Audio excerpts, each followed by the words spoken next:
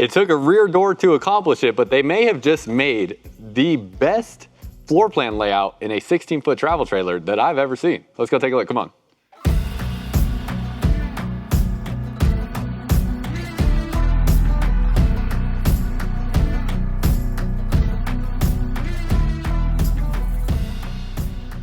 What's up, y'all? Welcome back to another video. If you're new here, my name is Miles with Firmly Unbound, and today we are taking a look at this Coleman 13S.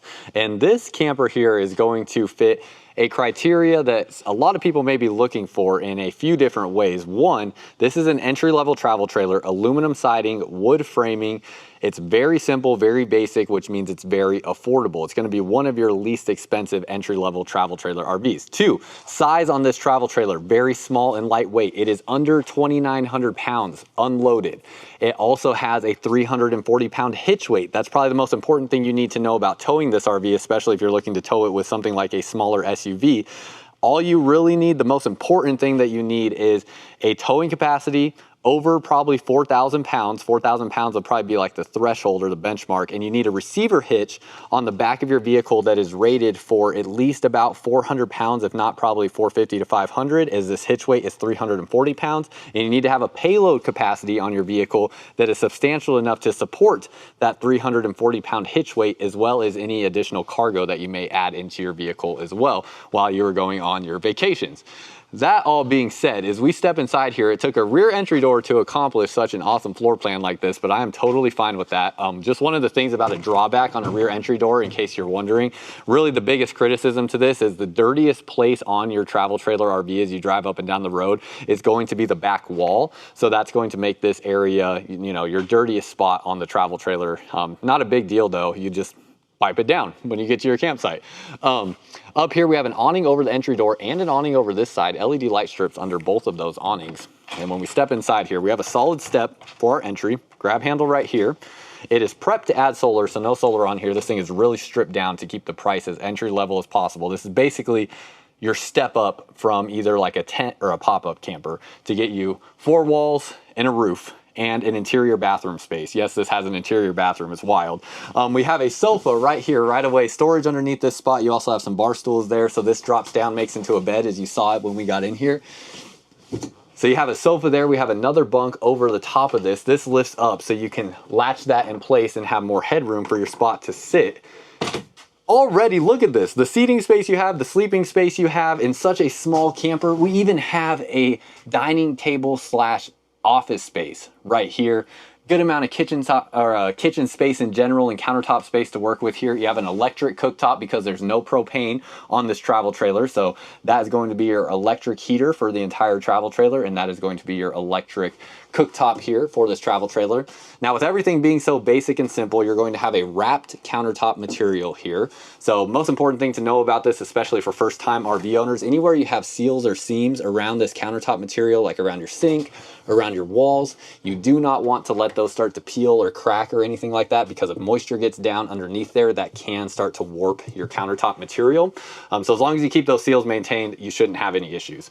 You have controls right here for your lights, your water pump, and your awning. Going to have a standard RV size microwave, and then we have a refrigerator down here. For your drawers, these are going to have a staple drawer construction. It's never a bad thing. I've made some videos with my own travel trailer talking about the equipment I bring along with me. Never a bad idea to have some extra staples or little nails to come along with you, because that type of drawer construction, it can have the susceptibility to, you know, allow those staples to break free over time. So I like to mention this stuff just for the newbies out there that, you know, can kind of have level expectations for what to expect with owning a travel trailer like this. Cabinets and drawers right here for all your storage. You got some more storage space underneath here. A pretty large space. I mean, you can see my iPad and phone on that countertop space, how much room we have here to work with. Windows all along your campsite here to look out into your campsite. If you want to do a TV, this also gives you multiple options where you could mount a smaller TV on the wall here, or you could do a bigger TV and just set it up on this tabletop. This could probably fit about a 40-inch screen TV on this countertop, I would assume.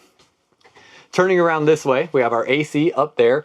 That is going to just blow air out of this unit itself to cool this down. So you have a side-mounted air conditioner. And then you're going to have a smaller than queen size bed for sure. It's not even a, you know, traditional shape of a bed, but you do have a bed here nonetheless. When I lay down into this area, let's see, head up against the wall.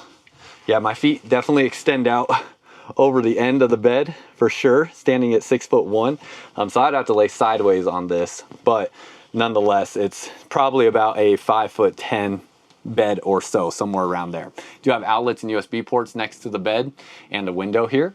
And then as I turn around this way, first we'll look at our storage before we look at the teeniest, tiniest bathroom you've ever seen in a travel trailer. Decent storage there. And look at this, y'all. You have a little bathroom closet. So I suppose it is better than nothing. Something to keep in mind is a lot of campgrounds across the United States are going to have their own bathroom facilities at them. So if you just plan on doing campground camping, there's a good chance you may never actually find yourself needing to use this setup if you're comfortable using public facilities. But if not, this is the space you got to work with. You do have a vent fan in there with a light on the vent fan, so you can turn that on. You have a plastic toilet right here, and you have a little floor space. Now the ceiling height in here, I'm 6'1". I went to a wider angle camera lens because it is so tight in this area. It's hard to see anything without doing that. Ceiling height here is actually right at about 6 feet to 6'1". I was pretty surprised to see that because you do have to step up into this bathroom.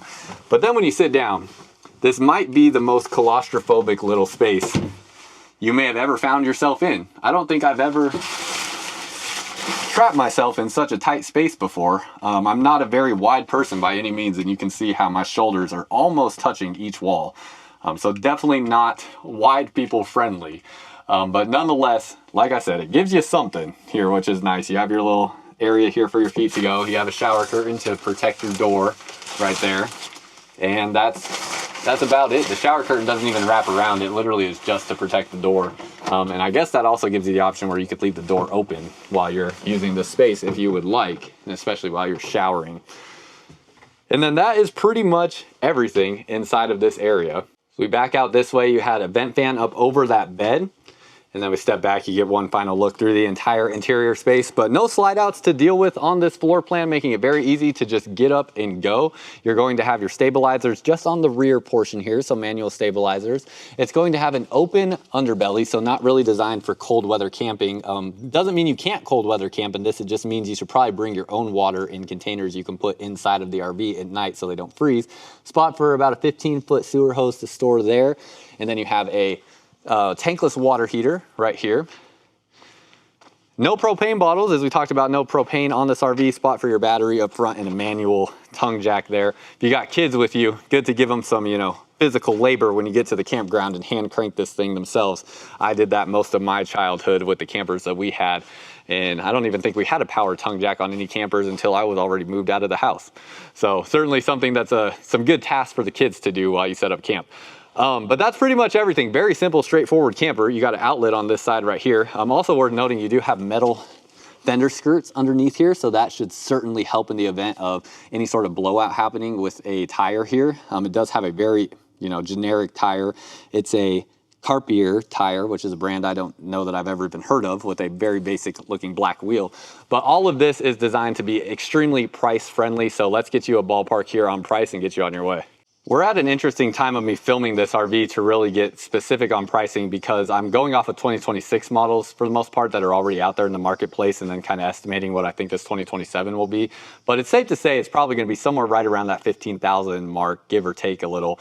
So very affordable, going to be one of your least expensive travel trailer RVs that you will find, but one of the best layouts in my opinion that you're going to find in any camper that's in this 16-foot segment. So very curious your thoughts. Let me know what you think down below in the comments. This is not within the wheelhouse of RVs and brands that I can personally sell. So if you're looking for something like this exactly, I can't help you out, unfortunately, but doesn't mean that it may not be the best camper for your needs. So looking at it anyways. That's all I got for y'all. I appreciate you watching, and until next time, live firmly unbound.